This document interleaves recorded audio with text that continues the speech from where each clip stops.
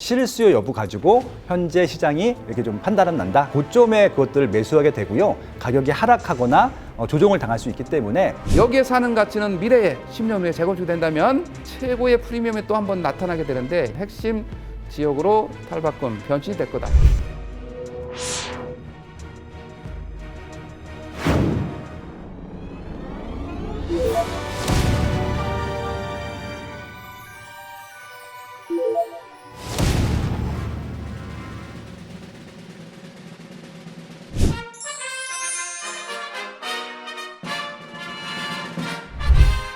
네, 안녕하세요. 스마트튜브 부동산 조사 연구소 소장 김학렬입니다.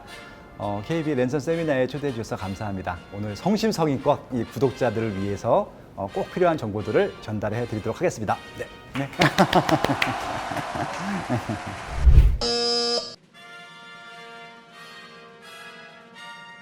617, 710 부동산 대책 이후에도 수도권 집값이 상승세를 보이고 있는데요. 집값 상승의 가장 큰 원인은 무엇이라고 생각하실까요? 네, 집값을 상승하는 요인들에는 되게 여러 가지 요인들이 있을 텐데요. 궁극적으로는 수요랑 공급이 이게 좀 불균형을 일으켰기 때문이라고 보시면 좋을 것 같아요. 지금 시장의 수요는 너무너무 많은데 공급이 적다라고 판단을 한 것 같고요. 그러다 보니까 지금 시장 매물이든 전세 매물이든 일반 매물이든 서로 지금 당장 매수하고 싶은 사람들은 많은데 시장의 매물이 점점 줄다 보니까 그렇게 된 것 같고요. 결국은 이제 617 대책이나 710 대책 이전에 매년 큰 대책들이 하나씩 나왔습니다. 2017년에 8.2 대책이 나왔고 2018년도에 9.13 대책, 2019년도에 12.16 대책, 그리고 올해 나왔던 게 6.17 대책, 7.10 대책일 텐데요. 그 연속되는 그 대책들이 결국은 다주택자들이 다주택을 포기하게 만드는 정책이 있다 보니까 결국은 그래서 시장의 전세 매물은 줄어들었었고요. 다주택자들이 주가적으로 투자를 하지 않기 때문에. 그리고 이제 실제 실거주를 많이 하다 보니까 실거주 수요들이 증가하게 되면은 투자 물건들이 또 없어집니다. 그러다 보니까 결국은 인기 있는 입지 같은 경우는 결국 매물이 적어져서 전세든 일반 매물이든 시세가 지금 올라가는 그런 지금 트렌드를 보이고 있다. 그렇게 좀 말씀드릴 수 있을 것 같습니다. 둘 다 시장의 수요를 이루는 중요한 요소인데요. 이제 전체적으로 보면은 실수요가 거의 한 70%, 80%를 차지하고 있다고 보시면 될 것 같고 투자 수요는 한 20%에서 10% 정도를 차지하고 있다고 보시면 좋을 것 같습니다. 그래서 이제 이 투자 수요층들이 조금 더 커지게 되면 투자 유지 시장이라고 하고요. 실수요가 좀 더 큰 시장들을 실수요 유지 시장이라고 하는데 최근 서울 같은 경우는 3년 동안 실수요 위주로 시장이 전개되어 있다고 보시면 좋을 것 같습니다. 이제 투자라고 하는 것들은 통상적으로 물건이 싸다라는 인식이 들어 있을 때 매수를 하게 되는데요. 싸다라는 기준은 이제 전세가 대비 매매가의 갭 차이, 보통 갭 투자라고 하는데 전세 레버리지를 할 때 최소한의 금액이 들어갔을 때 보통 투자자들이 관심을 갖고 들어오게 되는데 최근 3년 동안은 서울의 집값이 원체 비싸다 보니까 전세가 대비 매매가 대비 값이 굉장히 컸습니다. 그러다 보니까 투자 수요층들은 서울같이 전세가와 매매가 갭이 큰 시장을 버리고 지방의 비규제 지역 중에서 전세가의 높은 지역으로 보통 이렇게 투자를 하러 다녔었기 때문에 서울은 실수요 시장, 지방은 이제 투자 시장이었다고 볼 수가 있을 것 같은데요. 최근에 이제 이런 이제 풍선 효과 때문에 서울뿐만이 아니라 지방 집값도 올라가다 보니까 일단 전세가도 올라가게 됐고 전세가랑 매매가랑 붙다 보니까 이제 투자 수요들이 그쪽으로 몰리는 바람에 지방도 많이 올랐습니다. 그러다 보니까 좀 최근에 6.17 대책 이전부터 해가지고 계속 추가적으로 규제 지역을 강화하다 보니까 지금 지방도 계속 그 이제 투자 수요층들이 점점 밀려나는 현상들을 보이고 있었습니다. 그러니까 어떤 말씀을 드리고 싶은 것들이냐면은 결국은 규제를 3년 내내 했는데도 가격이 올라간다라고 했을 때는 그건 실수요 위주의 시장일 가능성이 높고요. 규제를 안 했을 때만 올라가는 시장들은 이제 투자 수요층들이 들어갔을 때 올라가는 시장이라고 보시면 좋을 것 같습니다. 결국은 현재 시장을 누가 주도하고 있냐 가지고 판단해야 되는데 지난 3년간의 서울은 아마 이제 실수요 위주의 시장이었다고 보시면 좋을 것 같고요. 최근에 비규제 지역이었다가 규제 지역으로 들어간 지역들은 아마 투자 수요층들이 들어가서 가격을 올려놨고 최근에 뒤늦게 실수요층들이 들어간 시장 그렇게 좀 나누시면 좋을 것 같습니다. 결국은 실수요 여부 가지고 현재 시장이 이렇게 좀 판단은 난다. 그렇게 말씀드려보고 싶네요. 네. 이제 풍선 효과가 이제 지역으로 퍼져나가는 풍선 효과가 있고요. 그리고 상품으로 퍼져나가는 풍선 효과가 있을 텐데 현재 정부에서 실거주자 보호를 위해서 어떤 규제 정책을 피고 있는지를 좀 보시면 좋을 것 같습니다. 한 줄로 요약하면요. 규제 지역 내 아파트만 규제를 하고 있거든요. 워낙 규제 지역 내 아파트의 수요가 많기 때문에 그렇습니다. 그렇기 때문에 규제 지역 내 비아파트와 그다음에 비규제 지역의 아파트는 또 규제 대상이 아닙니다. 결국 그래서 지금 비규제 지역 내 아파트로 퍼지는 것들을 지역별 풍선 효과라고 하시면 될 것 같고요. 규제 지역 내 아파트가 아닌 상품으로 가는 것들을 이제 상품적인 풍선 효과라고 보시면 좋을 것 같은데요. 지금 말씀하신 부분들은 이제 상품적인 풍선 효과 요인일 텐데 중요한 것은 투자 수요층들 같은 경우는 가격이 싸다고 판단되면 바로 투자를 하는데 일단 기간도 짧아야 되고 수익이 가시화돼야지 바로 들어갈 수 있는데 지금 오피스텔이라든지 다세대 빌라 뭐 이런 좀 비아파트 상품들 같은 경우는 전세가랑 매매가가 큰 차이가 나지 않습니다. 결국은 투입 금액이 조금 들어가기 때문에 쉽게 관심을 갖고 있는 상품이기 때문에 최근에 굉장히 큰 부각이 됐었는데 문제는 아파트 같은 경우는 이제 대기 수요가 많기 때문에 한시적으로 오르지 못할지 모르겠지만 궁극적으로는 꾸준히 올라가는 경향들이 있습니다. 근데 이제 이런 비아파트용 상품들 같은 경우는 정말 입지가 좋거나 상품이 좋지 않고서는 어느 정도만 살짝 올랐다가 바로 조정이 되거나 오르지 않기 때문에 정말 투자의 선수들, 고수들 같은 경우는 초기에 들어가서 그런 수익을 먹고 빠져나가는 엑시트하는 전략들로 수익을 올릴 수가 있는데 투자를 잘 모르거나 혹은 실거주 수요거나 이런 분들 같은 경우는 대부분 고점에 그것들을 매수하게 되고요. 가격이 하락하거나 조정을 당할 수 있기 때문에 그런 분들 되게 조심하셔야 됩니다. 결국은 수요가 많이 몰린 아파트 같은 경우는 원체 수요가 많기 때문에 뭐 규제 지역이든 비규제 지역이든 우리가 좀 선택하기가 편한데 이 풍선 효과로 인한 비상품들, 그러니까 오피스텔, 상가, 도시형 생활주택, 아파트형 공장, 꼬마 빌딩 이런 것들은 입지 분석, 상품 분석, 가격 분석을 정말 깊이 하지 않은 사람들한테는 오히려 리스크를 줄 수 있기 때문에 그런 부분들은 좀 조심하셔야 된다. 뭐 그런 제안들을 드려보고 싶네요.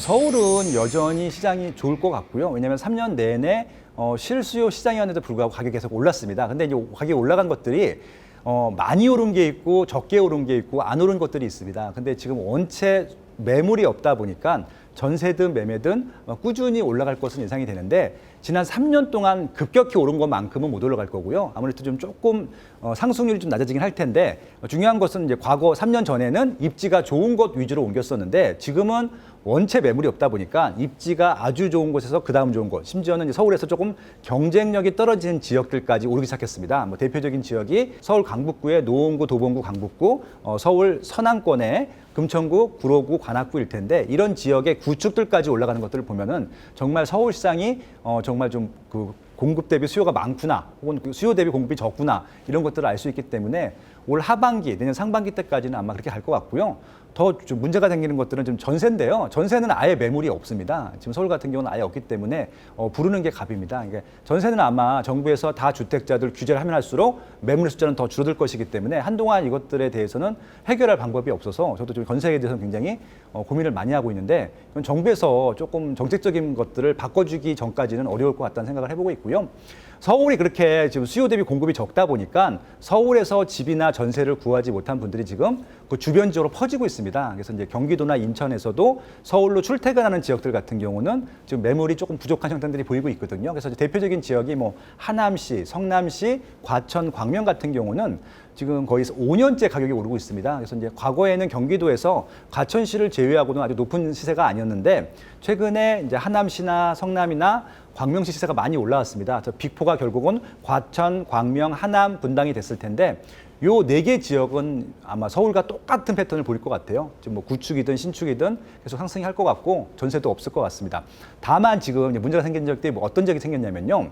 내년부터 이제 3기 신도시 공급을 하는데 3기 신도시 입주가 그러니까 좀 분양 물량이 많은 지역들 같은 경우는 아직까지는 괜찮은데 지금 물량들이 진짜 가시되기 시작하면 조금은 물건들이 정체될 것으로 보여요. 이제 그런 지역들이 어디냐면은 서울에 있는 그 서부권에 있는 경기도 지역일 텐데요.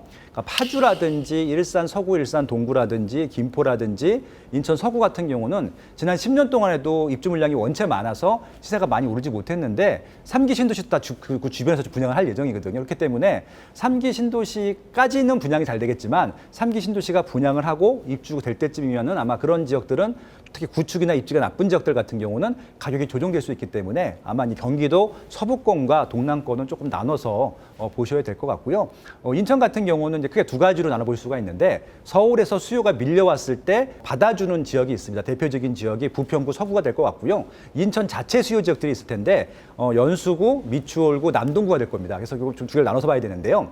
아마 서울서 수요를 받는 입지 중에서 새 아파트들이나 교통이 편리한 지역들은 괜찮을 것 같은데 그 외에 교통이 불편하거나 구축들 같은 경우는 아무래도 입주 물량이 좀 많을 거기 때문에 조금은 이제 보수적이고 관망할 필요가 있다고 말씀드릴 수 있을 것 같고요. 인천 자체 수요 중에서 이제 연수구, 미추홀구, 남동구 같은 경우는 그 입지 내 랜드마크 아파트들 같은 경우는 괜찮을 것 같고요. 특히 이제 연수구에 있는 송도 같은 경우는 계속 입주 물량이 많긴 하는데 인천 시민들 300만이 모두 다 송도를 굉장히 좋아하기 때문에 아마 인천 자체 수요 지역 중에서는 제일 아마 지금은 입주 물량이 많지만 입주 물량이 좀 줄어들면 줄어들수록 아마 가격은 올라갈 것이다. 뭐 그렇게 좀 예측을 해볼 수 있을 것 같습니다. 아무래도 지금 서울 수도권이 좀 집중이 되다 보니까 최근 또 한 1년, 2년 동안은 지방시장이 특정 지역만 빼고는 좀 소외가 됐었습니다. 그러니까 이제 서울이 본격적으로 오기 시작한 게 2015년도부터고요. 2015년도, 16년도 굉장히 많이 올랐었고 2018년도부터 또 더 많이 올랐는데 그러니까 2010년도부터 2015년도까지는 완전 지방장이었습니다. 그렇기 때문에 그때 많이 올랐던 지역들이 조정이 되기 시작했고요. 그래서 광역시하고 도지역 중에서 좀 인구가 많았던 지역들은 조정이 됐었는데 조정이 좀 많이 된 지역들 같은 경우는 좀 많이 조정이 됐거든요. 예를 들어서 경상남도의 창원시 같은 경우가 굉장히 많이 올랐던 지역인데 한 3년 동안 조정이 됐었고요. 경상남도의 거제라든지 김해라든지 이런 지역들도 많이 조정이 됐었고요. 그리고 이제 광역시 중에서는 부산이 약간 조정이 됐었고 그다음에 광주도 좀 조정이 됐었고 울산이 많이 조정됐었는데 최근에 이런 조정된 곳 위주로 해서 시세가 이제 바닥을 다졌다고 생각하고 이제 실수요 위주로 인기 있는 지역이 좀 움직이기 시작했습니다. 이제 실수요가 이제 인기 있는 지역들 같은 경우는 서울 같은 경우는 교통이 편리한 지역들이 먼저 움직이는데 지방 광역시라든지 이제 도 지역의 큰 중도소지 같은 경우는 학군이 좋은 지역들이 먼저 움직입니다. 예를 들어서 부산 같은 경우는 이제 뭐 해수동이라고 하는데 해운대구, 수영구, 동래구 쪽이 좀 더 먼저 움직였었고요. 그다음에 울산 같은 경우는 남구가 굉장히 학군이 좋은데 그 지역 지금 먼저 움직여서 좀 올라가고 있는 추세고요. 그리고 이제 창원 같은 경우도 의창구에 뭐 용지동, 용호동 이런 지역들이 인기가 많을 텐데 아마 그런 지역들이 조금 먼저 움직이기 시작했습니다. 결국은 좀 지방도 조정이 많이 된 지역들 같은 경우 특히 이 1년 이상 조정이 됐던 지역들 중에서도 학군이 좋은 지역들 같은 경우는 아마 하반기 때부터는 조금씩 올라갈 것으로 예상되고요. 문제는 이제 그 학군 수요도 적고 인구가 줄어드는 지역들 같은 경우는 크게 지금 모멘텀이 없거든요.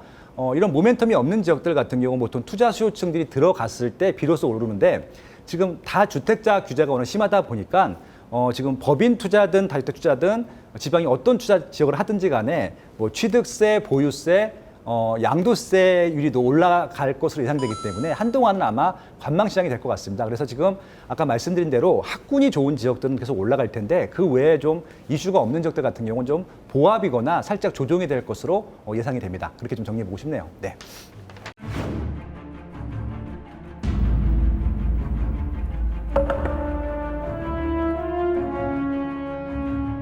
지금 다주택자 매물 중에서 결국은 이제 팔 것인지 말 것인지를 좀 예측을 좀 해봐야 되는데요. 아무래도 아까 말씀드린 대로 이 다주택자 중에서도요 장기간 보유할 다주택자들이 있었을 것 같고요 단기간 샀다 팔았다는 다주택자들이 있을 것 같은데 두 개 좀 분리하셔야 될 것 같습니다. 예를 들어서 법인 투자 같은 경우는 거의 99%가 단기간 양도를 해도 중과를 받지 않았기 때문에 보통 샀다 팔았다 단기간 투자를 했었던 경향들이 있었습니다. 결국 그래서 법인 투자 물량들이 많이 들어갔던 시세가 낮고 갭이 적게 들어갔던 지역들 같은 경우는 아마 매물이 좀 쌓일 것 같아요. 그런 지역들은 아마 양도 차익이 많이 발생한 지역들이 아니기 때문에 법인 입장에서 봐도 시장에 매물을 내놓는다 하더라도 세금을 많이 내지는 않을 것 같거든요. 오히려 또 마이너스가 될 것들도 보이기 때문에 그래서 이제 그런 지역들이 먼저 나올 텐데 결국 요는 뭐냐면요. 법인이든 개인이든 다 주택자 중에서 끝까지 남기는 물건이 있을 거고요. 먼저 팔려고 하는 물건들이 있을 텐데 아무래도 입지가 나쁘거나 상품이 나쁜 것들을 먼저 팔려고 할 거란 얘기죠. 결국은 지방에 있는 것들을 먼저 팔 것 같고 단기적으로 투자했던 것들을 먼저 팔 것 같고요. 아마 양도차익세, 그러니까 양도소득세를 많이 내야 되는 양도차익이 많이 발생한 물건들 같은 경우는 아마 팔지 않을 것 같아요. 그래서 지금 다 주택자 분들이 갖고 계신 것 중에 아마 규제 지역 내에서도 조금 규제가 심한 지역들 같은 경우는 세금으로 내는 것들이 부담스럽기 때문에 조금 더 갖고 갈 것으로 예상되고요. 종부세 좀 낸다 하더라도 종부세보다 양도 차익이 워낙 크기 때문에 한동안은 가져갈 것으로 예상이 되고요. 아마 좀 팔았을 때도 양도소득세가 많이 나오지 않을 것 같은 지방이라든지 뭐 이 수도권에서도 입지가 나쁜 지역들이라든지 시세가 좀 낮은 물건들 위주로 좀 매물이 쌓여서 좀 조정이 되지 않을까 뭐 그렇게 좀 생각을 해보고 있습니다.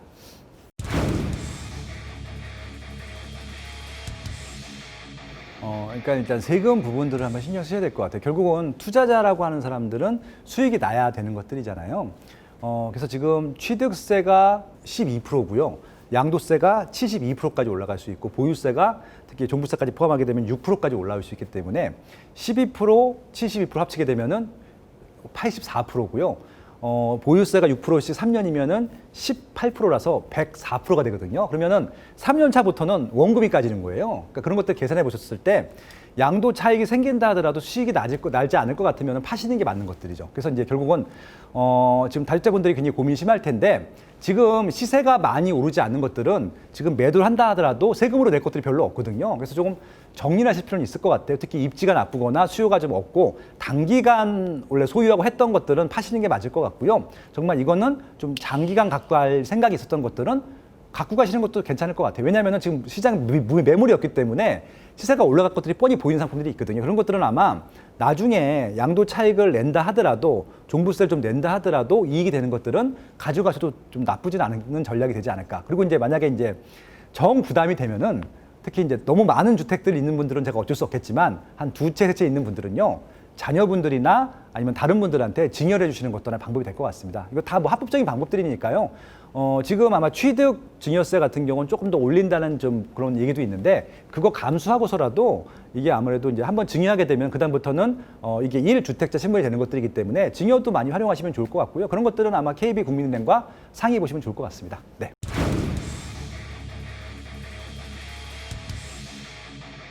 이것도 이제 입지에 따라 좀 달라질 것 같긴 해요. 결국은 이제 임차인들한테 권리를 조금 더 많이 주겠다라고 하는 것들이거든요. 그래서 이제 실제적으로 임대인과 임차인이 계약한 것들을 그대로 신고를 해야 되고 이제 신고한 내용대로 이제 매년 계약을 갱신해야 되는데 갱신할 때마다 임대료 상한선을 5% 이상 넘어가지 못하게도 하는 것들이고요. 그리고 또 정부에서 이것들을 또 끝까지 지켜주겠다고 하는 것들이거든요. 그리고 이렇게 되면은 이게 임대인 위주의 시장에서는 이게 큰 영향은 없을 것 같고요. 이게 좀 임차인과 임대인이 좀 경쟁이 좀 있었던, 그러니까 좀 이렇게 힘의 겨루기가 있었던 지역들 같은 경우는 아마 거기서 조금 판가름이 날 텐데, 아예 그냥 임차인 위주의 지역이라고 하면은 아마 투자를 안 할 것 같아요.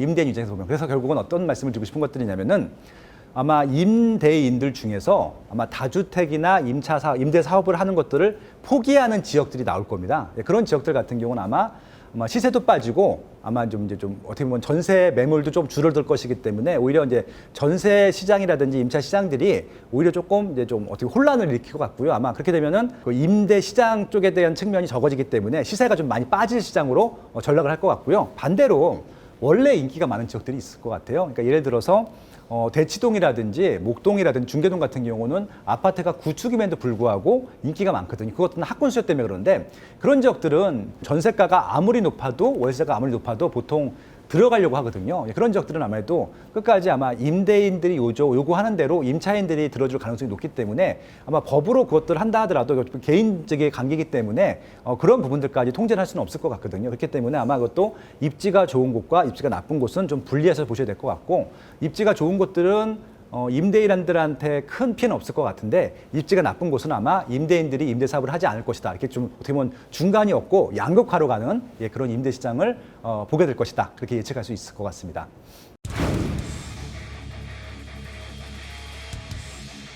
정부는 이제 보통 이제 부동산에 관련된 문제들은 국토교통부에서 보통 해결을 해줬거든요.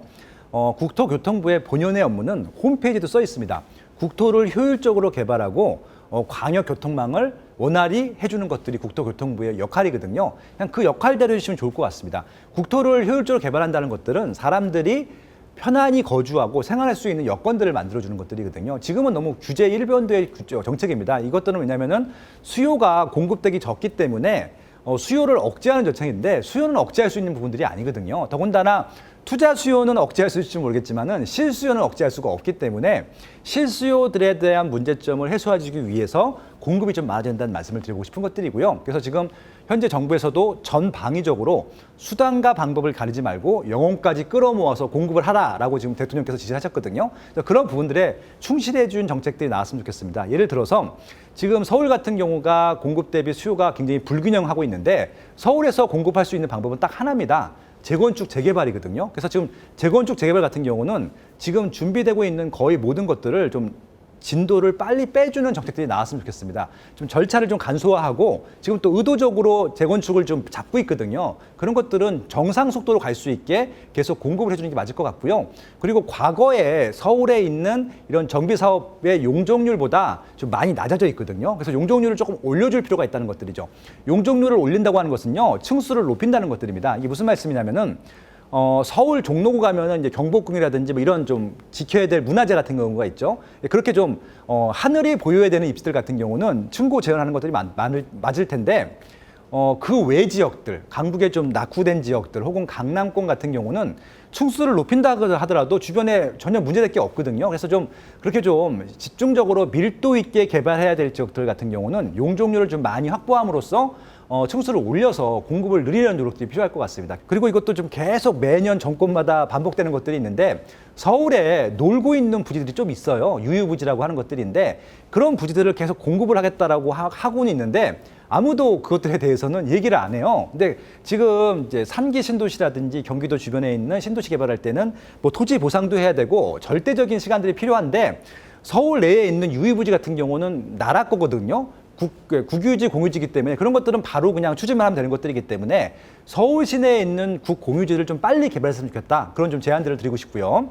그리고 이와 함께 지금도 1기 신도시, 2기 신도시를 개발하고 있는데 그 지역까지 광역교통망을 좀 빨리 연결해 준다라고 하면은 2기 신도시에서도 서울로 출퇴근할 수가 있거든요. 그런 부분들이기 때문에 지금 추진하고 있는 광역교통망, GTX-A라든지 C라든지 위례신사선이라든지 신안산선이라든지 아무튼 여러 가지 광역교통망들을 조금 더 1년이라도 먼저 개통할 수 있도록 공사를 서둘러 주십사 하는 것들도 하나 제안을 드리고 싶고요. 아울러서 3기 신도시도 지금 개발을 하는데 최근에 또 그 용적률을 올려서 더 밀도 있는 개발을 하겠다. 다 좋은데요. 아까 말씀드린 대로 지금 기존의 입주 물량들이 많거나 개발할 곳들이 많은 지역들보다는 지금 입주 물량이 적은 지역으로 조금 집중을 했으면 좋겠습니다. 아까 말씀드린 대로 현재 그 하남하고 성남이랑 과천이랑 광명은 계속 시세가 올라가는 이유는 수요 대비 공급이 적기 때문이거든요. 그래서 향후에 3기 신도시나 4기 신도시를 좀 더 추가한다고 하면은 지금 요 빅4 지역들, 경기도의 빅4 지역들에게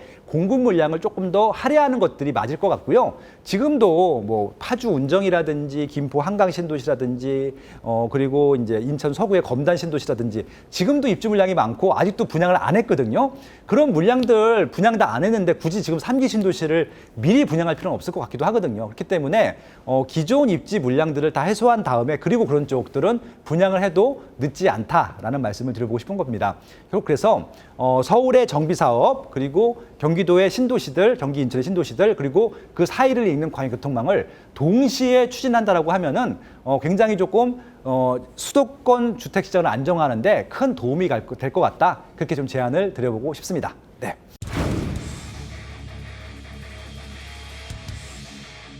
제가 이제 부동산 연구 활동을 지금 20년째 하고 있는데요.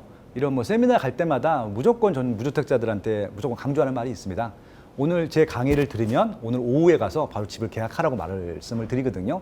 아마 이 방송을 보고 계신 분들도 무주택자분들 같은 경우 바로 계약을 하세요. 일단은 그러니까 이게 주집을 사게 되면은 그다음부터는 조금 달라지는 것들이 있어요. 왜냐하면 지금 집을 안 사게 되면요 세상이 다 이렇게 삐뚤어져 보이거든요. 임대인들은 나쁜 사람들 같고 그러니까 정부 말을 기다리면은 집이 공짜로 생길 것 같기도 하고 집값이 빠질 것 같기도 하고 그렇게 되는데 제가 지금 뭐 짧게는 20년이고 그 전 단계까지 저희 선배님들까지 살았던 것들을 연구를 해보니까 대한민국 50년 아파트 역사상 한 번도 그렇게 된 적은 없더라고요. 결국은 단기적인 조정이 될 수 있을지 모르겠지만 바닥에 서서 머리에 팔 수는 없는 것들이잖아요. 그래서 제가 말씀드리고 싶은 것들은 일단 내 집 마련을 먼저 하시라는 말씀을 드려보고 싶은데 그 이유는 뭐냐면은 내 집만 하시게 되면요 다른 쓸데없는 걱정을 안 하게 됩니다. 일단 내 집이 오르면 좋겠지만 빠진다 하더라도 크게 고민을 안 하거든요. 지금 작년에 이제 패닉 바잉이라 그래서 30대들이 미친 듯이 집을 샀습니다. 그 이유가 뭐냐면은 불안하기 때문에 그렇거든요. 근데 아마 제 생각에는 그렇게 미친 듯이 산 30대 중에서 후회하는 사람이 저는 없을 거라고 봐요. 그러니까 이게 무리한 투자를 해서 다주택자가 돼서 무리한 투자를 했던 사람들이 문제가 되는 것들이지, 저는 제 주변에 내 집 마련을 해서 문제가 됐던 케이스는 단 한 번도 보지 못했거든요. 그러니까 내가 산 가격보다 일시적으로는 빠질 수 있고요. 결국 이제 내가 산 가격보다 좀 싸게 팔 수도 있어요. 근데 그 다음에 집을 선택할 때는요, 시행착오를 겪었기 때문에 분명히 더 좋은 선택을 할 겁니다. 입지든 상품이든. 그러니까 이게 왜 중요하냐면요, 경험해보지 않으면 모르기 때문에 그렇습니다. 그래서 이제 실질적으로 살아보면서 거주하면서 입지적인 것들을 어떻게 봐야 되고 상품적인 것들을 어떻게 봐야 되는지 분명히 그 아파트에 살아보면서 느낄 수 있는 부분들이 있기 때문에, 그리고 거래를 하면서 이렇게 거래해야 됐구나 이런 것들도 알 수 있는 부분들이 있습니다. 근데 샀는데 망하면 어떻게 됩니까? 이렇게 걱정을 하시는 분들이 있는데요. 과거에 그런 사례가 딱 두 번 있었어요. 언제냐면은 1997년 IMF 때랑 2008년도 금융위기 때 그랬거든요. 그러니까 외부 충격이 오기 전까지는 대부분 실수요입니다. 그러니까 제가 말씀드리고 싶은 것들은 투자 시장, 그러니까 투자 수요만 몰렸던 지역들은 폭락을 할 수가 있는데, 적어도 실거주 수요가 있는 지역들은 폭락을 하지 않아요. 왜냐하면은 실거주 수요층들은 비싸도 거주하거든요. 그러니까 예를 들어서 지금 현 시점에서 제일 비싼 아파트가 서초구 반포동에 있는 아크로 리버파크하고 강남구 대치동에 있는 레미안 대치 팰리스인데, 둘 다 지금 평당 1억을 찍었거든요. 그러면 그 평당 1억을 찍은 아파트를 돈을 주고 산 사람들은 투자 목적은 아닐 거란 얘기죠. 물론 이제 나중에 더 올라갈 걸 기대했을 수 있겠지만 당장은 실거주 목적이기 때문에 그렇거든요. 그분은 그것들이 뭐 주변 시세가 빠져서 뭐 평당 뭐 1억이 아니라 8천만 원이 되고 5천만 원이 돼도 안 팔 거란 얘기죠. 결국 실거주 가치가 반영된 것들은 이게 절대 시세를 넘는 또 뭔가가 있기 때문에 그런 실거주 가치까지 포함한다고 하면은 내 집 마련으로 손해보는 경우는 거의 없다는 말씀을 드려보고 싶고요. 아마 내 집 마련 하신 다음에 그 다음 주택 가실 때는 분명히 지금 주택을 샀을 때보단 조금 더 업그레이드된 계약을 하실 수 있을 겁니다. 그래서 일단은 무조건 먼저 집을 사라는 말씀을 드리고 싶고요. 그 전에 일단 문재인 정부에서 최대로 혜택을 준 것들이 있어요. 뭐냐면은 무주택자들한테는 청약의 기회를 줬거든요. 그리고 분양가가 굉장히 쌉니다. 그렇기 때문에 일단은 청약 시장을 노리시고요. 청약 시장이 가점이 안 돼서 청약이 안 된다라고 하면은 그때 그냥 일반적인 아파트를 사시면 되는데 제일 좋은 걸 하시면 좋겠습니다. 그리고 또 하나는 뭐냐면은 지금 내가 돈이 없다고 내 돈을 갖춰 사는 것들이 아닙니다. 대출을 최대한 많이 받으셔야 되고요. 회사 대출도 많이 받으셔야 되고요. 부모님 대출, 양가 부모님 거 다 합치셔갖고요. 그래서 제일 좋은 거 사시는 것들 추천드립니다. 그렇게 하셔야지 조금이라도 후회를 덜 하기 때문에 그렇게 제안을 드리고, 일단 내 집 마련 하신 다음에 뭐 집을 투자하시던 아니면 주식을 투자하시던 그 다음 단계의 것들을 준비하시면 좋겠다. 그렇게 좀 제안을 드려보고 싶습니다. 제가 세미나를 듣다 보니까 이 영상을 보는 시청자들이 지금 당장 집 계약을 하라고 말씀하셔서 제가 궁금해서 질문드리는 네. 건데요. 소장님께서는 혹시 3억, 5억, 10억 정도의 자금이 있다면은 그 어느 동네에 마련하실 건지, 그 다음에 무주택자라면은 처음에 뭐 아파트를 구입하는 게 맞는지, 아니면 다세대나 연립을 구입하면서 추후 장기적으로 봐야 되는 건지가 좀 궁금합니다. 네, 아마 가장 질문을 하고 싶으셨던 질문일 것 같아요. 예, 아무래도 이제 사회 초년생들이 이제 빠르면 20대부터 늦으면 30대부터 이제 사회생활 시작하는데, 보통 이제 30대 때 결혼하시는 분들이 많을 테니까 아마 30대 초반 정도라고 했을 때를 가정하고 한번 답변을 드려볼게요. 일단 첫 집은요, 저는 무조건 아파트였으면 좋겠습니다. 일단 아파트였으면 좋겠고요. 왜냐하면은 아파트가 제일 쉽거든요.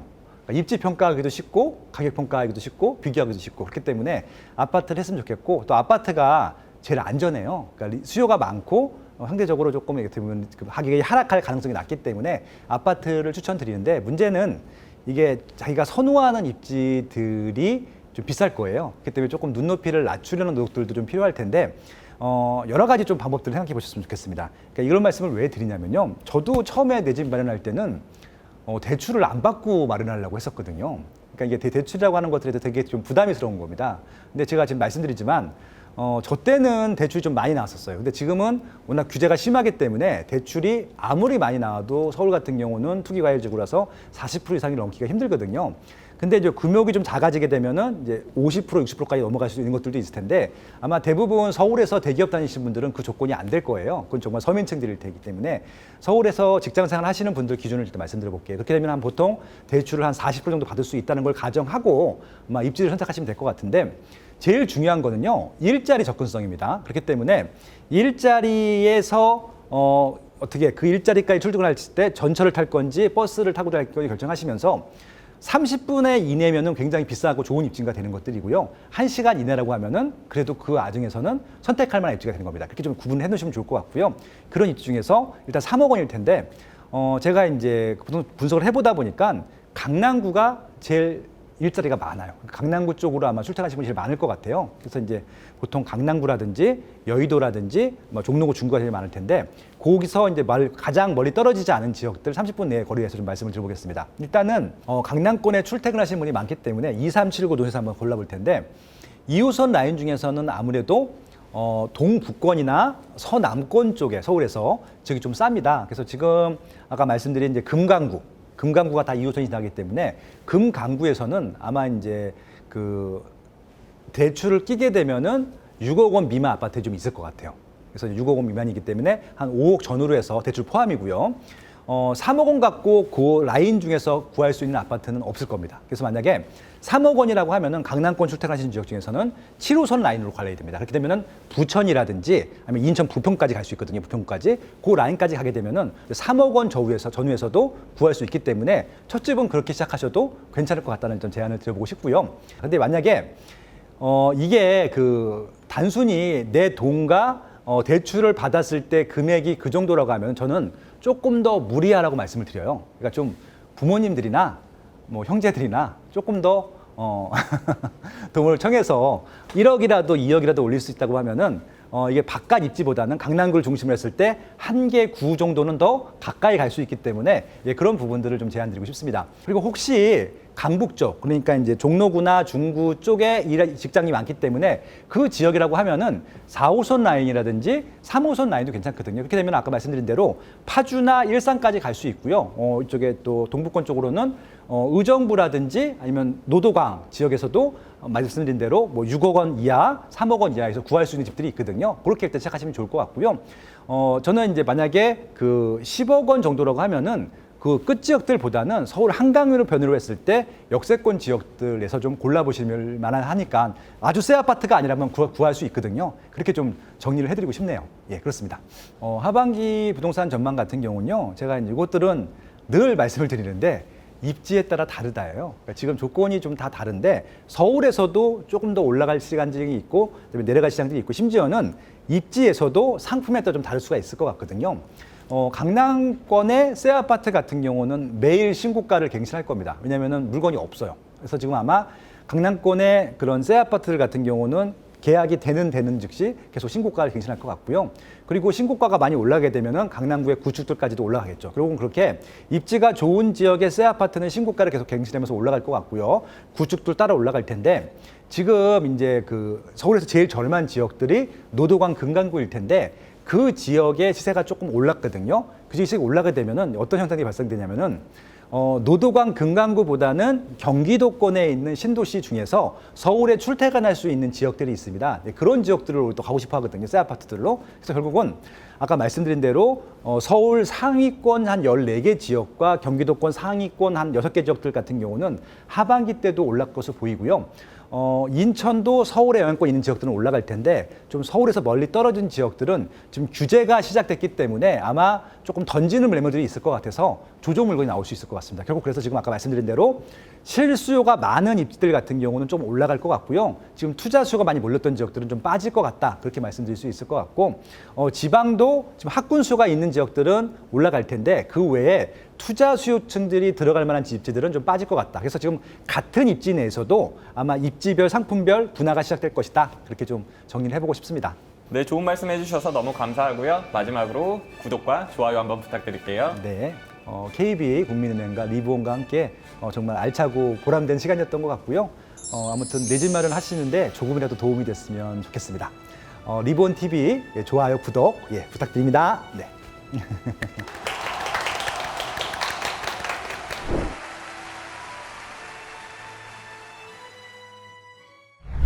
안녕하십니까. 국민은행에서 부동산 전문 상담, 부동산 투자 자문을 하고 있는 박합수 박사입니다. 이렇게 박수까지 감사합니다. 먼저 부동산에는 여러 종류가 있습니다. 아파트, 오피스텔, 상가 등 참 명칭도 다양한데요. 그런데 유독 한국인은 투자와 거주의 대상으로 아파트를 선호하는 것 같습니다. 왜 아파트의 가치가 이렇게 올라간 걸까요?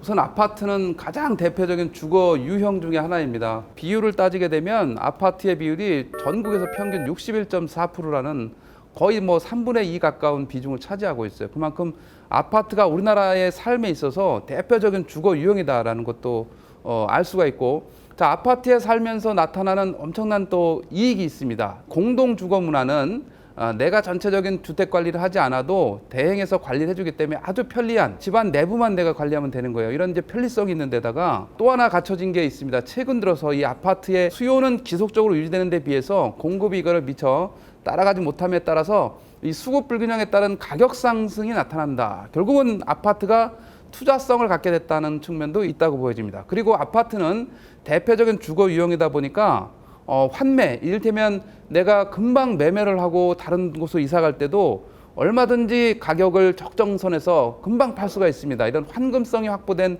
자산이라는 게 특징입니다. 그만큼 아파트의 매력은 넘치고, 자, 그러면 이제 낡아질수록 지금 이제 새 아파트가 최고의 그런 투자선이 되는데, 새 아파트가 아니라 낡은 20년, 30년이 넘은 아파트도 왜 각광을 받느냐 하면 결국 이제 재건축에 대한 그런 미래 가치까지 반영이 되면서 아파트의 희소성이 더욱 부각된다라고 보면 될 것 같습니다. 또한 이제 낡은 아파트는 재건축 또는 이제 앞으로 나타나게 될 뭐 리모델링 이런 가치까지 반영이 되면서 아파트의 미래가 밝기 때문에 이 선호도가 지속적으로 유지되는 그런 가치를 가지고 있다고 할 수 있습니다.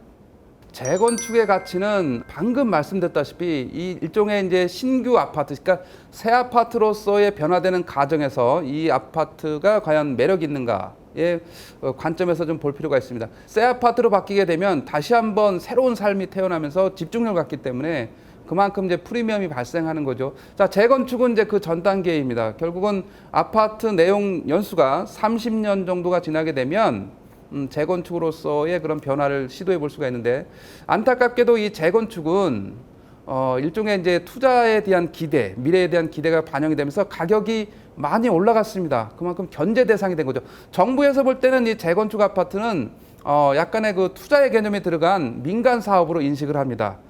그래서 재개발에 비해서 상대적으로 여기는 조금 규제를 해야 된다라는 심리가 가해지고 있다고 볼 수가 있어요. 우선 이제 재건축은 촘촘히 규제가 많이 단계별로 지금 되어 있는데, 우선 사업 초기에 안전진단을 받아야 돼요. 너무 낡고 노후해서 새로운 집으로 바꿔야 된다는 이런 검증을 받는 건데 통과해야지만 되기 때문에 집이 낡아지는 게 더 좋은 거죠.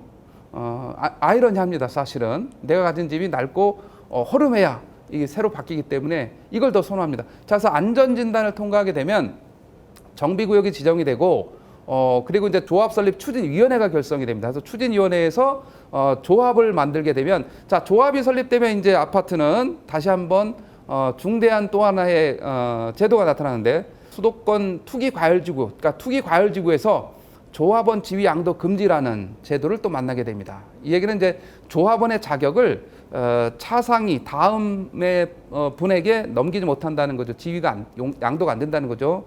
이것은 사실상 매매가 중단되는 걸 의미해요. 왜냐하면 조합원의 자격을 승계받지 못하면 나중에 아파트를 받는 게 아니라 현금 청산 대상이 되기 때문에 아무 의미가 없는 거예요.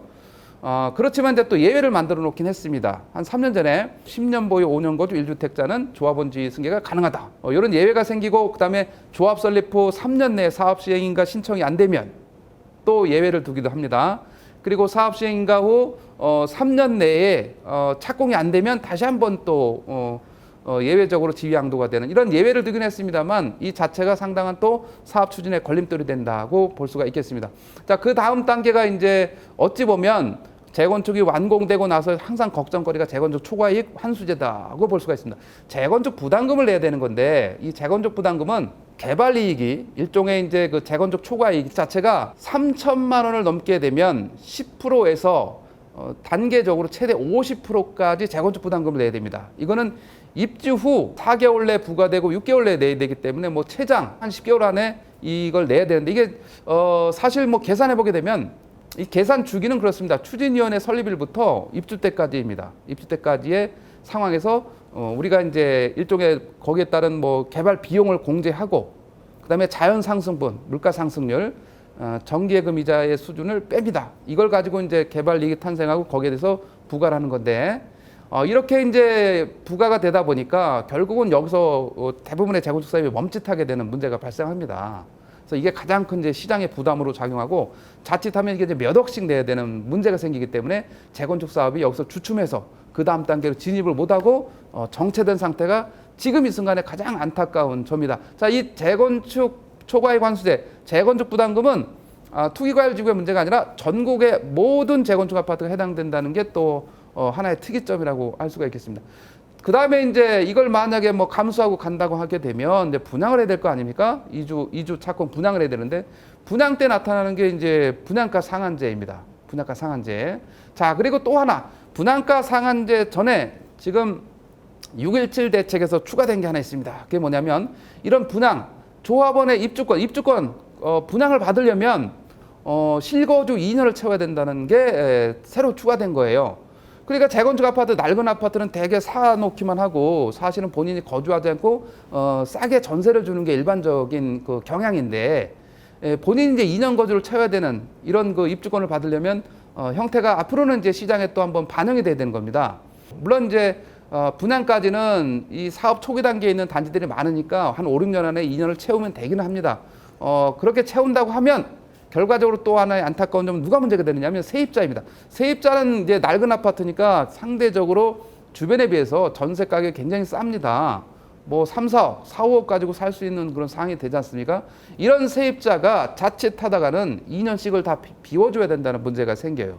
그래서 결국은 또 한 번에 전세난으로 연결될 수 있는 우려가 큰 사항도 이런 또 제도라고 할 수가 있습니다. 그래서 이렇게 거의 한 5가지에 가까운 이런 제도가 재건축에 자리하고 있다라는 건데, 자, 그럼 이제 재건축을 어떻게 볼 것이냐, 이 순간에.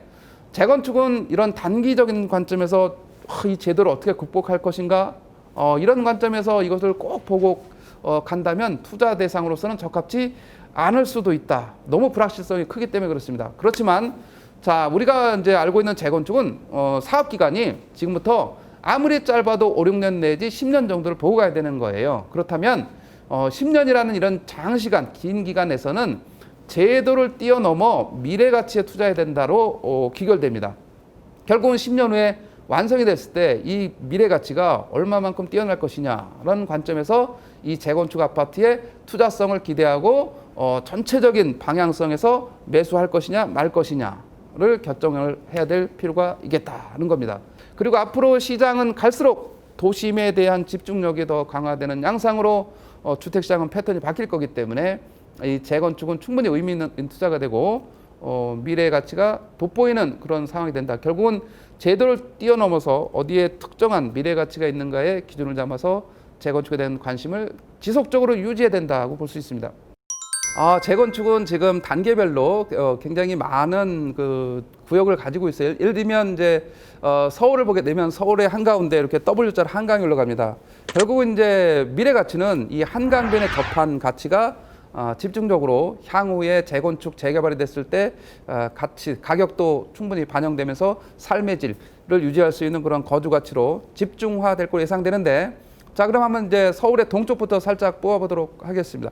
서울의 동쪽에 보면 가장 동쪽은 이제 고덕입니다. 자, 올해 지금 이 순간까지 1년간 강동구 고덕동 일대가 가격 상승이 제일 높았다는 보도도 있습니다. 고덕이 재건축이 된 결과 그만큼 집중력을 발휘할 수 있었다라고 볼 수가 있겠습니다.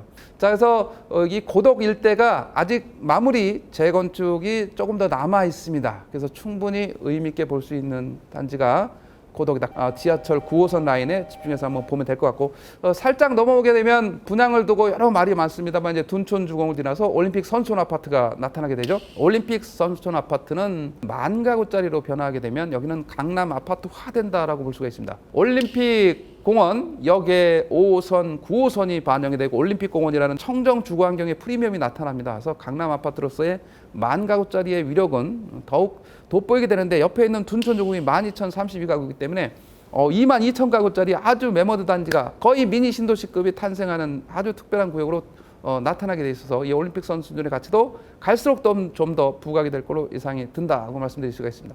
그리고 이제 지금 잠실 쪽으로 오게 되면 미완의 대기가 있는데 두 군데입니다. 한강변에 있는 잠실 5단지와 옆에 있는 장미 아파트가 되겠다. 장미 아파트야말로 역시 한강변에 길게 접해 있는 그런 단지이기 때문에 이들이 재건축이 되면 잠실의 마지막 활용 점정을 찍는 그런 가치를 가지게 된다고 볼 수가 있습니다. 살짝 또 옆으로 지나게 되면 종합운동장 배후 뒤편에 아시아 선수촌 아파트가 있고 잠실 우성 아파트가 있습니다. 아시아 선수촌은 물론 이제 한강변에 있지는 않습니다만 종합운동장에 마일스 복합단지가 열리고 아시아공원이 있고 바로 옆에 아시아 선수촌 아파트가 있기 때문에 이쪽 자리의 가치 또한 송파에서 거의 첫 번째, 두 번째 가는 부촌의 역량을 가지고 있는 자리다고 볼 수가 있습니다. 살짝 이제 강남구로 넘어오게 되면 역시 우리의 관심에서 살짝 멀어진 약간 잊혀진 재건축 단지가 있습니다. 다름 아닌 청담 삼익이 되겠습니다. 삼익이 있고 옆에 홍실 아파트가 있습니다. 이들이 지어지게 되면 삼성동 아이파크 옆에서 고급 프리미엄의 가치를 여전히 유지할 것으로 예상이 든다. 그리고 뒤쪽으로 가게 되면 대치 음마 아파트라는 역시 전국구의 아파트가 있습니다. 대치 음마는 지금 이제 여러 가지 갈림길에 있습니다. 추진위원회 단계에 불과하기 때문에 조합 설립하고 갈 길이 많이 남아 있습니다. 이 대치 음마가 특화된 배후에 있는 개포 우성 선경 미도라는 이 중대형 고급 아파트에 비교해서 약간의 가치를 유지하려면 중소형으로 집중 개발할 경우 대략 5,900가구, 6,000가구급의 그런 단지로 특화되는 이런 사항도 예상이 되기 때문에 대치 음마의 가치도 충분히 여전히 유지될 가능성이 있고 바로 옆에 도로 한번 건너가게 되면 대치 쌍용 아파트가 나타나게 되는데 대치 쌍용은 사업 시행 인가까지 가서 이제 지금 정체가 되어 있습니다. 여전히 재건축 부담금의 그런 상황 때문에 속도를 빨리 내지 못하고 있는 그런 상황이라고 볼 수 있어요. 한강변을 바로 이제 넘어오게 되면 우리가 전국구 아파트 지구로 부상하고 있는 압구정 현대 일대가 되겠습니다. 미성부터 신현대, 구현대, 한양에 이르기까지 이들의 가치는 전국구 재건축 아파트라고 할 수가 있습니다. 전국에서 압구정 현대 한번 살고 싶다는 이런 수요가 어마어마하게 넘치고 있기 때문에 여기에 사는 가치는 미래에 10년 후에 재건축이 된다면 전국의 모든 부자들이 살고 싶어하는 지역으로 탈바꿈할 거다로 예상됩니다. 바로 이제 반포로 넘어가겠습니다. 반포는 서울에서 새 아파트로 변신이 가장 빨리 전환된 지역입니다. 그러다 보니까 그 한강 이면 시대에서 한강 전면 시대로 개편이 되면서 지금 이제 그 준비하고 있는 것이 반포중구 1단지, 신파부 3차 경남 원베일리라고는 이 단지가 있고, 자 여기에서 이제 마지막 노른자리가 남은 두 단지가 하나가 있는데 바로 반포의 정중심에 있는 단지가 있습니다.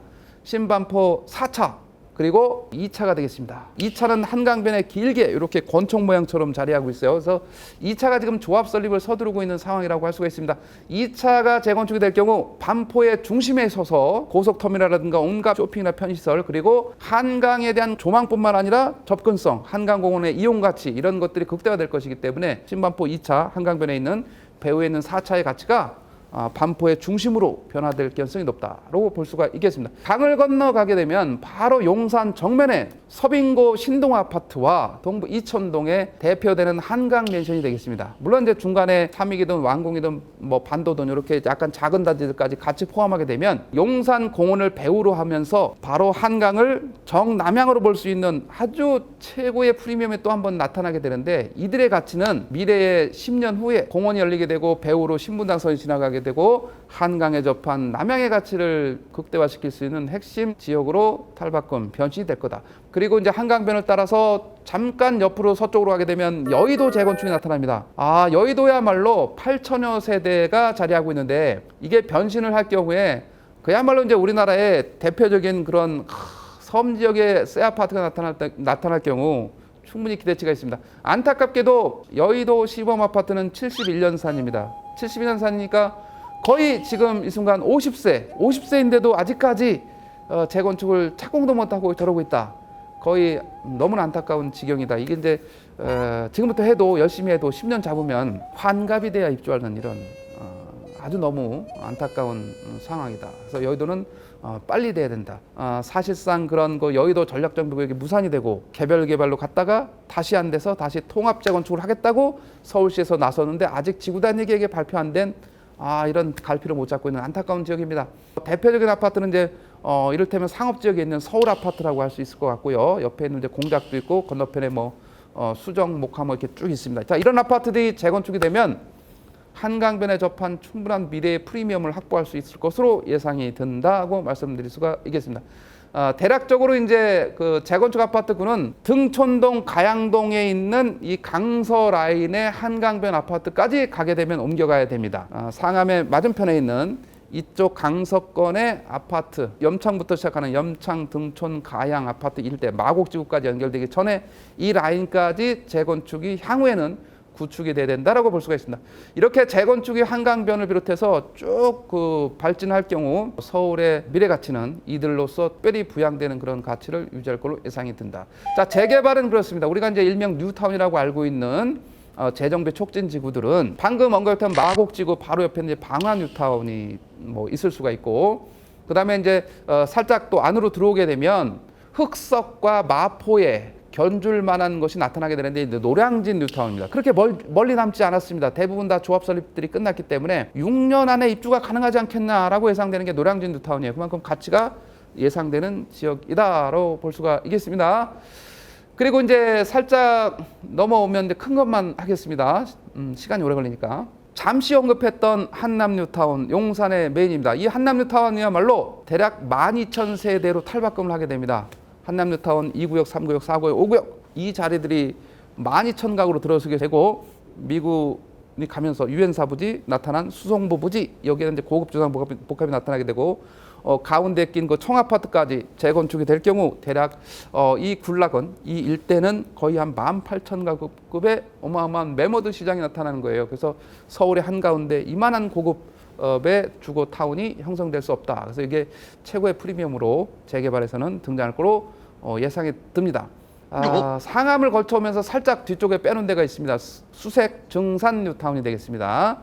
이 또한 뭐 상당한 프리미엄 있죠. 배후에 이제 고향 창릉까지 가면서 상암과 연계된 가재울 뉴타운과 연계된 이 수색 증산 뉴타운도 충분히 의미가 있는 입지다로 볼 수가 있겠습니다. 북쪽으로 가면 거의 마무리 단계에 있습니다. 장위 뉴타운이 되겠습니다. 장위 뉴타운. 물론 이제 미아나 기름 뉴타운을 끼고 이쪽도 이제 거의 마무리 단계에 있기 때문에 장위 뉴타운이 부각이 되고 있는데, 또 살짝 넘어가서 남쪽으로 가게 되면 한강변에 있는 성수 전략 정비구역이 나타나게 되네요. 자, 성수는 2009년에서 11년에 추진됐던 한강 르네상스 프로젝트에서 유일하게 살아남은 현재까지 남아있는 단지라고 할 수가 있어요.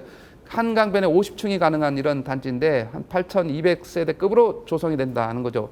지금 이제 1, 2, 3, 4 구역이 다 조합이 설립됐기 때문에 이 자리가 바로 개발이 돼서 만약에 한강에 인도교가 나아져서 압구정에 현대 한양 아파트까지 연결될 경우 이 프리미엄의 부가가치는 더욱 극대화될 걸로 예상이 되는 자리다로 볼 수가 있겠습니다.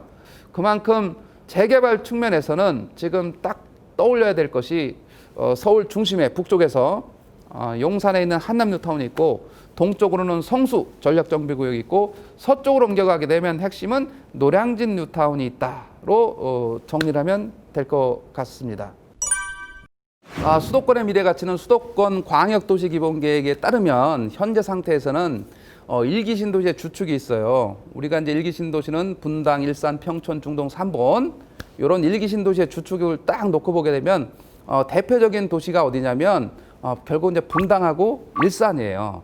이렇게 연결하게 되면 서북과 동남을 연결하게 됩니다. 서북과 동남을 연결하게 되는 이런 축이 하나가 형성이 되죠. 대각선으로. 자, 이때 이제 나타나는 축이 하나 있겠습니다. 저 서북에서 동남 축의 반대 개념으로 대각선 X자 개념으로 발전합니다. 남양주 축이 하나가 생기겠고, 이걸 X자로 가기 때문에 서남 지역에 시흥이 나타납니다. 시흥시. 그래서 이 X차 축이 수도권에서 완성되는 큰 하나의 도시 기본 계획이 추진 과정에 있다. 그래서 우리가 지금 수시로 듣고 있는 도시 이름이 남양주입니다. 개발의 중심에 서 있지 않습니까? 이 남양주가 거의 이제 인구 70만에서 뭐 100만을 목표로 가고 있는 이런 도약 단계에 있고, 3기 신도시도 가장 크게 왕숙이 6만 6천 가구로 지정이 되어 있다 이런 얘기죠. 다산 신도시도 이미 3만 가구로 해서 입주 중인 상태이고, 이런 견지에서 보게 되면 결국은 남양주는 또 하나의 아주 큰 특이점이 있습니다. 철도. GTX가 무려 여기 4개나 생긴다. 이게 한 시에 GTX 여기 4개라는 데는 있을 수가 없어요. 유일한 곳이에요. 유일한 곳. 그만큼 남양주의 비전은 어마어마한 그 변신을 시도하는 그런 핵심이 있다라고 볼 수가 있습니다. 이 남양주에는 이제 북별내까지 지금 강동 암사역에서 추진되는 지하철 8호선 별내선이 연장되고 있습니다. 그래서 GTX뿐만 아니라 지하철 8호선을 통해서 바로 잠실까지 접근하는 이런 서울의 동남쪽 접근성이 획기적으로 개선되는 그런 노선에 있다. 자, 시흥시입니다. 시흥시는 그동안 아파트 가격이 쌌습니다. 상대적으로. 그러나 이번에 철도를 계기로 집중 부각이 되는데, 물론 이제 먼저 소사 원시선이 개통이 됐습니다. 이 소사 원시선은 그러나 약간 이제 외곽을 순환하는 개념이기 때문에 지금부터 나타날 핵심은 바로 서울을 직선으로 찔러서 올라오는 신안산선이 되겠습니다. 신안산선을 타게 되면 여의도까지 바로 20분대에 연계될 수 있는 집중력을 갖는 지역이 바로 시흥시가 된다. 제일 가까운 거는 이제 목감지구 같은 경우 이미 기대치가 상당히 광명 옆에 목감지구 같은 거 상당히 부각이 되고 있죠. 시흥시 바로 옆에 있는 안산 역시 신안산선의 최대 수혜자다라고 할 수가 있어요. 그래서 안산은 내년도에 또 입주 물량이 급감하는 이런 상태가 되기 때문에 시흥 안산의 시대로 돌아온다로 볼 수가 있습니다. 경기도가 이제 이런 두 축에 의해서 발전이 된다고 보겠고, 여기에 꼭 넣어야 될 변신의 최대 철도 호재는 GTX라고 할 수가 있습니다. GTX, Great Train Express입니다. 자, 이렇게 GTX가 개통이 되면 수도권 일대가 X자에다가 B 노선이 동에서 서로 오르기 때문에 별표가 나타나죠. 마지막으로 하나 지금 구상 중인 D 노선까지 이렇게 강남 지역을 지하철 2호선 따라서 이렇게 간다고 치면 완벽하게 수도권이 별표로 모인다. 별표로 모이는 서울의 중심에는 트라이앵글이 나타나죠. 서울역, 청량리, 삼성역. 그래서 수도권 어디든 지하철역을 통해서 GTX역까지 두세 정거장이면 연계해서 서울에 접근할 수 있다면 다 30분대에 진입하는 이런 가치로 부각이 되는 거예요. 그래서 그런 환승 여건이나 이런 걸 따져보면 충분히 지금 3, 4억으로 3, 4평 아파트를 구입할 수 있는 이런 아파트가 여전히 있다고 볼 수가 있어요. 충분히 매력적인. 수도권의 변화는 GTX로 완성이 될 것인데 GTX가 가져오는 것은 이 주택시장의 하향 분산입니다. 주택은 분산되는데 상가, 문화시설이라든가 이런 게 서울에 많이 있기 때문에 문화라든가 쇼핑에서는 다소 서울에 집중할 수 있는 이 빨대 효과도 나타날 수 있는 개연성이 있습니다만 주택시장에서만큼은 서울의 그 높은 집값을 분산해서 수요를 수용할 수 있는 가치가 충분히 구현될 거로 예상이 된다.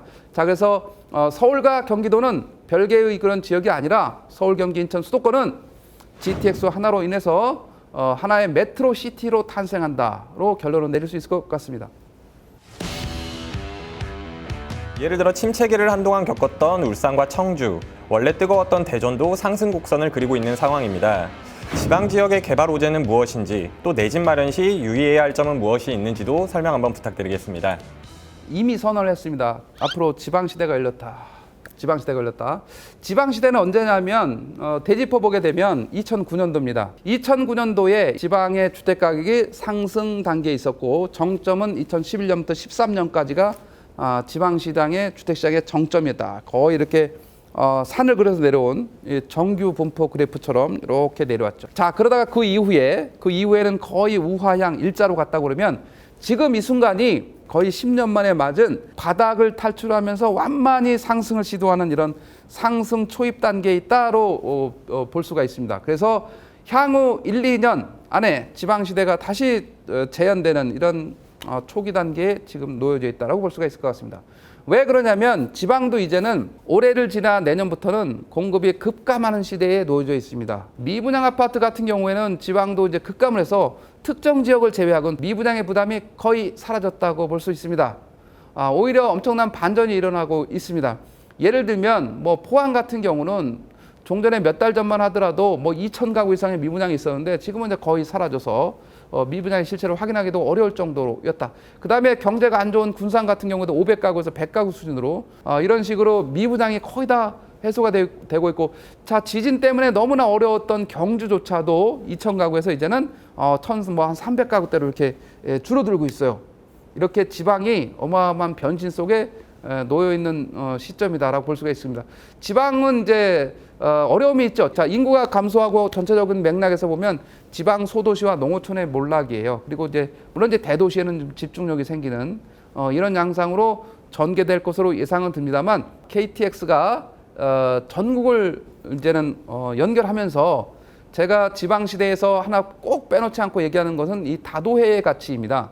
다도해, 여수, 목포에서 연결돼서 이 통영, 거제까지 연결되는 이 다도해의 가치가 남부 내륙 고속철도가 이제는 서울에서 김천을 거쳐서 진주, 통영까지 2시간 만에 갈 수 있는 핵심 인프라가 앞으로 구축이 될 경우 이 다도의 가치는 여수, 목포에 이미 KTX가 가고 있고, 그래서 여수 이런 그 라인에서 이제는 섬과 이 반도와 반도를 연결하는 지하 터널이 생기고 다리가 생기고, 이런 관점에서 보면 이 다도의 가치는 향후에 제주도를 능가할 수 있는 이런 관광 인프라로 반영이 될 확률이 높다. 그만큼 부동산적 관점에서도 이 지방시대는 충분히 다도에서 반영이 될 확률이 높다고 할 수가 있습니다. 우리나라 제2의 도시는 부산입니다.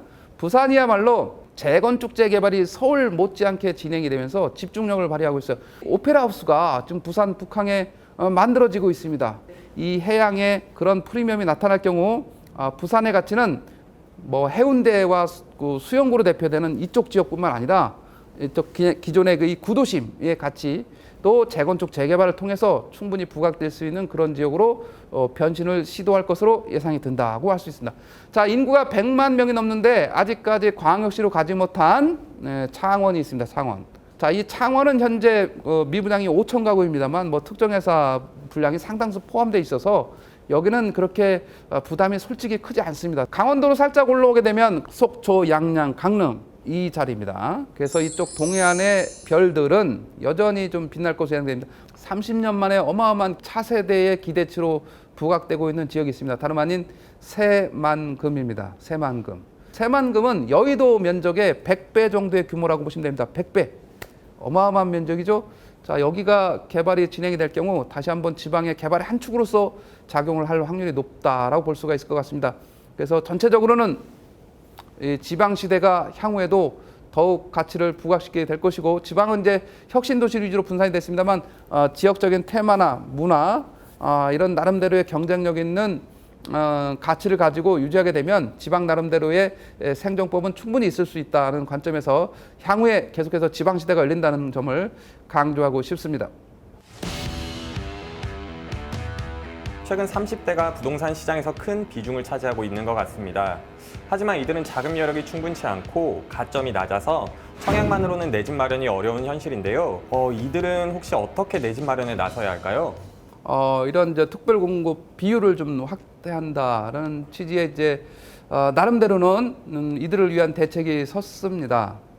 이런 특별 청약 부분에 대해서 집중을 해야 될 필요가 있고, 어차피 이제 일반 청약에서는 일반 공급분에서는 경쟁이 안 되기 때문에 이 특공에 대해서 가급적 그런 그 자격 요건에 대해서 꼼꼼히 한번 살펴보고 본인이 해당되는지 여부, 이런 비율도 확대하고 있기 때문에 최우선적으로 거기에 맞춤식 대응을 해야 될 필요는 있겠다로 볼 수가 있습니다.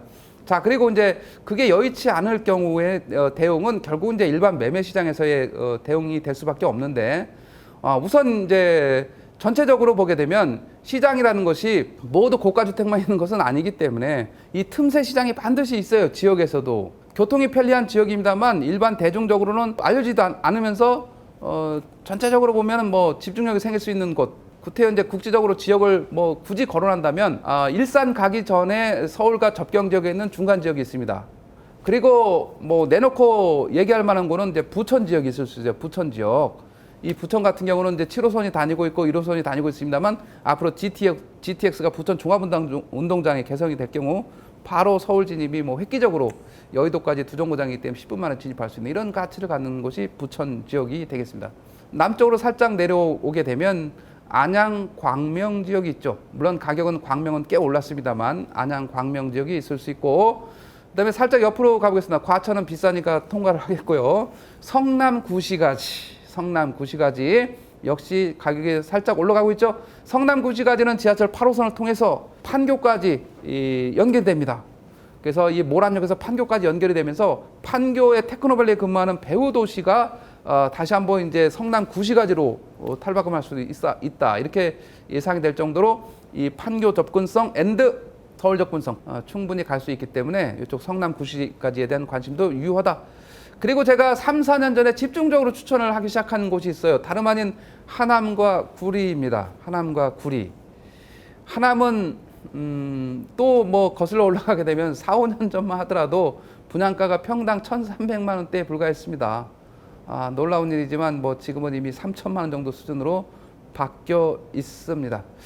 하남은 이제 지하철 5호선이 8월에 들어가고 12월에는 이제 하남 시청 검단선까지 연장이 됩니다. 그래서 하남의 가치를 다시 한번 되새겨 볼 필요는 있겠다. 그리고 다시 한번 중복이 됩니다만 구리 남양주 일대입니다. 구리 남양주 충분히 의미 있는 지역이 됩니다. 그리고 넘어가겠습니다. 의정부입니다. 의정부는 GTX C노선을 통해서 의정부, 창동, 광운대, 청량리, 삼성역, 청량리에서 환승하게 되면 서울역까지 한 정거장, 이런 의정부의 가치가 이제 서울 20분대로 당겨진다로 보게 되면 의정부의 가치를 다시 한번 꼭 되새겨야 된다. 7호선이 이제 연장이 되면서 또 한번 1호선 외에 7호선의 또 가치까지 부합이 되는 이런 자리가 결국 이제 의정부의 가치다로 볼 수가 있겠습니다.